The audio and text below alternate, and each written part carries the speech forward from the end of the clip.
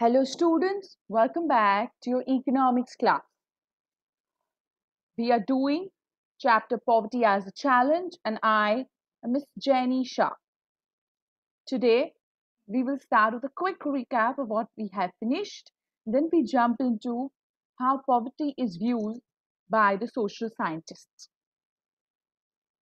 So you know that poverty means hunger and lack of shelter. It also means lack of clean water and sanitization facilities. Poor people are in a situation where they are ill treated at almost every place. Poverty also means a lack of a regular job at a minimum decent level. And you also know in the last class, like I had told you all, the variables of poverty, that was landlessness, unemployment, size of families, illiteracy, poor health and malnutrition, child labor, and helplessness. Now, today, we are going to see how poverty is seen by the social scientists.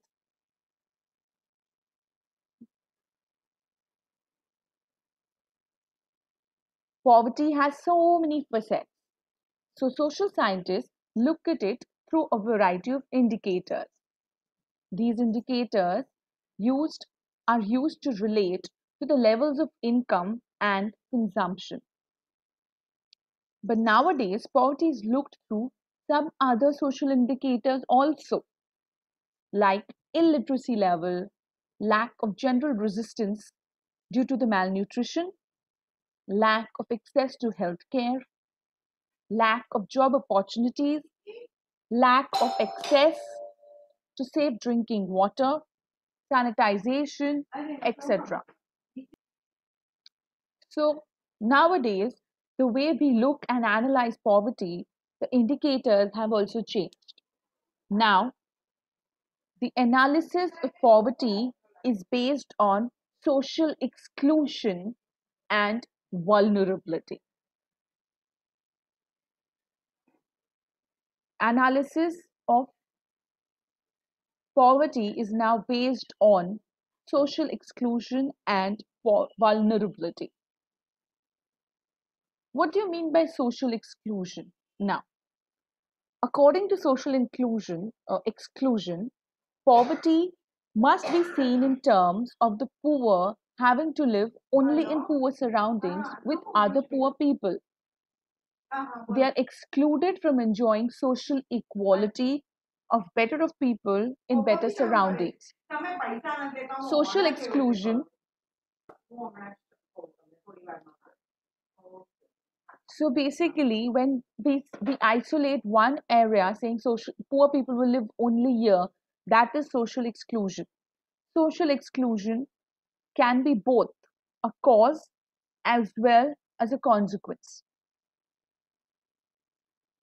It can be a cause of poverty and it can also be a consequence of poverty.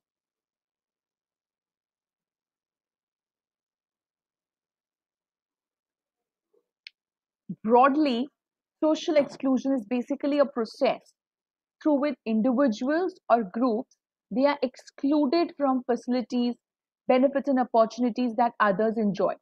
For example, if there's a public park and we do not allow a certain caste or certain group of people to enter only because they are poor, that is social exclusion.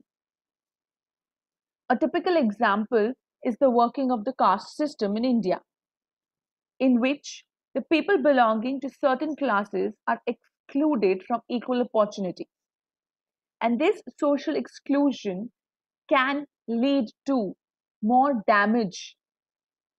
Okay, it may lead to having low income, then they have low self respect, they have low self esteem, they have low confidence, and because of this, they can never come out of the poverty scenario. The social exclusion is when we exclude some people from the social equality in the society. The next indicator that we have is vulnerability.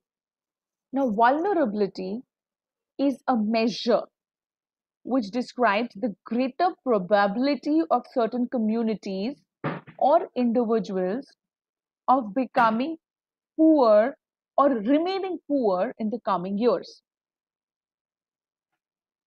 So, vulnerability, how do you decide about the vulnerability?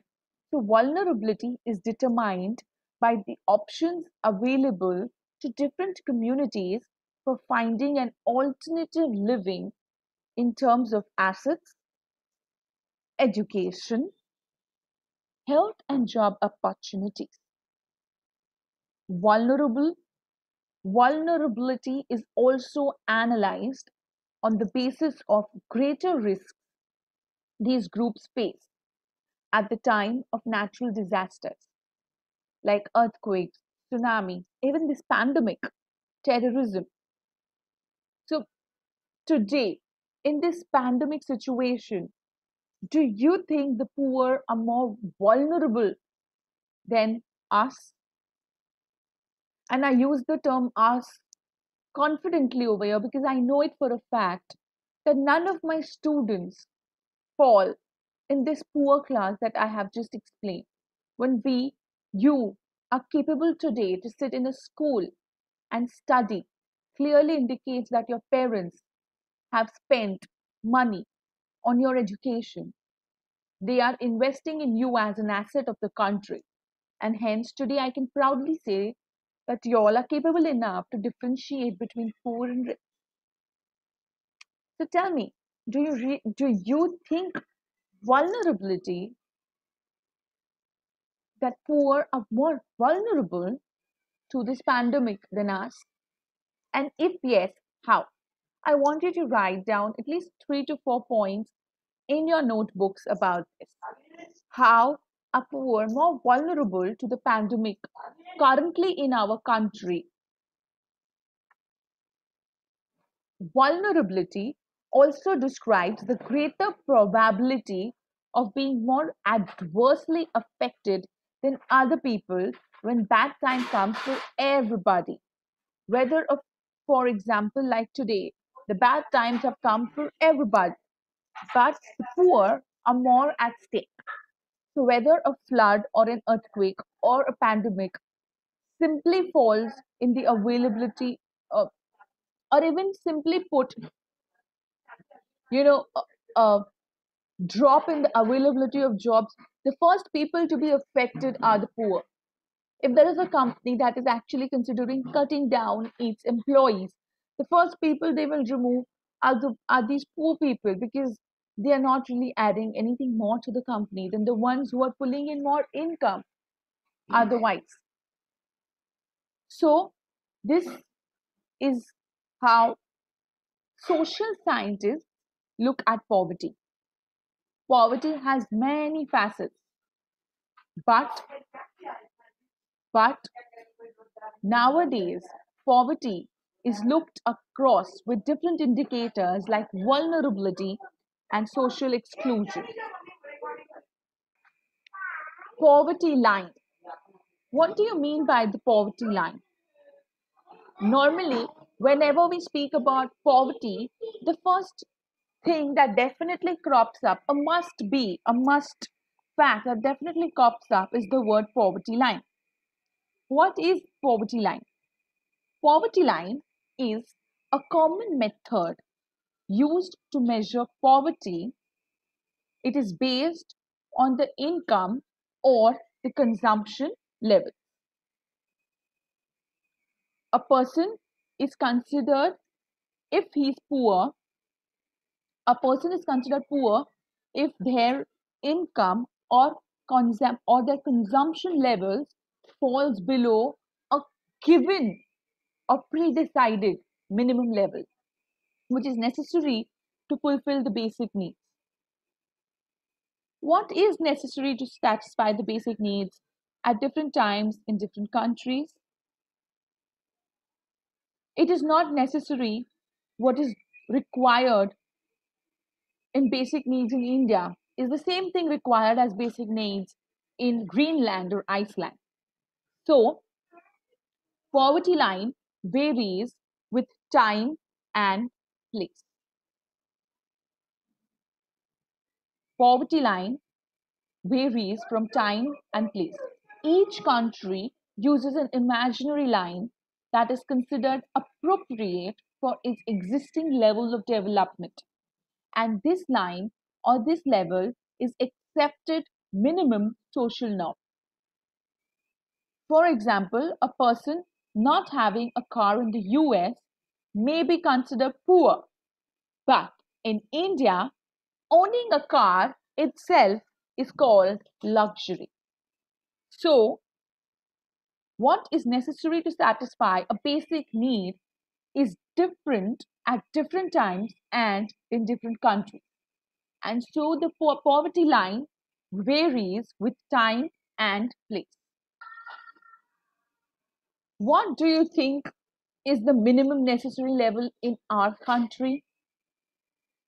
Well, while determining the poverty level in India, a minimum level of food requirement, clothing, footwear, fuel and light, education and medication, etc., were determined.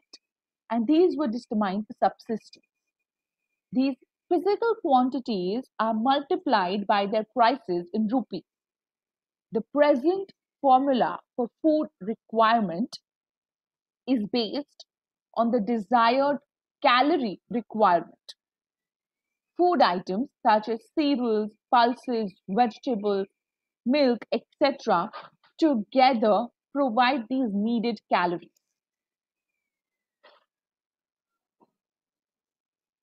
The accepted average calorie requirement in India is 2,400 calories per person per day in rural areas and 2,100 calories per person per day in urban areas. The calorie needs varies depending on the age, sex, and the type of work the person do. But the accepted average calorie requirement is same. Since people living in the rural areas engage themselves in more physical work, the calorie requirement in the rural areas is considered to be higher than the urban areas. The monetary expenditure per capita needed for buying these calorie requirements in terms of food grains is revised periodically, taking into consideration the rise in the prices. So, what happens is basically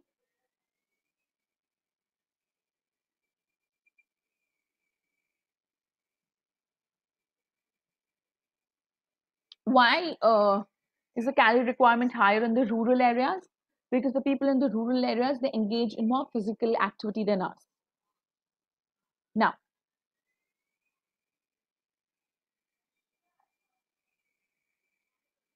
how is the money, like the monetary expenditure of per capita, is calculated in terms of these food grains, of these calories, 2,400 calories and 2,100 calories? What amount of money would be required to get these daily? And this is periodically revised with the fluctuation in the market prices. On the basis of these calculations, for the year 2011 and 2012, the poverty line for a single person was fixed at rupees 816 per month in the rural areas and rupees 1000 per month for the urban areas. Now, over here, you see a very inverse proportionate ratio that despite less calorie requirements in the urban areas, the prices were fixed. The poverty line is higher fixed for the urban areas because the essential products in the urban areas come at a higher price. In this way, in the year 2011 and 12, a family of 5 people living in rural areas earning less than rupees 4,080 per month was below the poverty line. And the same family in the urban area would need minimum 5,000 rupees a month just to meet their basic requirements. The poverty line is estimated or revised periodically, normally after every 5 years, and this is done by conducting surveys. These surveys are carried out by the National Sample Survey Organization, NSSO. However, for making comparisons between developing countries, many international organizations like World Bank, they use a standard poverty line, and the minimum availability of the equivalent is $1 per day per person. This is the standard poverty line that the World Bank uses for comparison between the developing countries. Okay, so these were the number of poor in millions in which year. Over here you can see the poverty ratio. I think you should research the latest one, that is 2019-20, where states stand. Map shows how many percent of poor people in India. If you look at the legend, the ones in orange are 40% up poor people. That is basically Bihar, Uttar Pradesh, Madhya Pradesh, and Jharkhand. Then coming a little close is the 30 to 40%, that is Odisha, Chhattisgarh, Assam, okay, and then a little better, and also Rajasthan, sorry, also Rajasthan. Then coming in the 20 to 30% people being in the poverty zone areas are Arunachal Pradesh, Nagaland, Tripura, uh, West Bengal, then you have the Gujarat. Can you tell me which countries there is 0 to 10% people in poverty? Punjab, Himachal Pradesh. And in 10 to 20%, we have Jammu and Kashmir, Uttarakhand, Haryana, Maharashtra, Andhra Pradesh, and Karnataka. Now, this is a 2015-16 estimate, and just considering how poverty line is anyways revised every 5 years, I am very sure these numbers are now different. I urge you to find a similar map for 2019-20. And if you do find it, please send it to me on the group. I will display it in my next class. Till then, children, stay home, stay safe. At the bottom of the video, in the description link, I will link my previous lesson in case it's been a little while and you have forgotten the previous class to this. All right, with this, I end today's class. Children, stay home, stay safe, take care, keep learning. Thank you.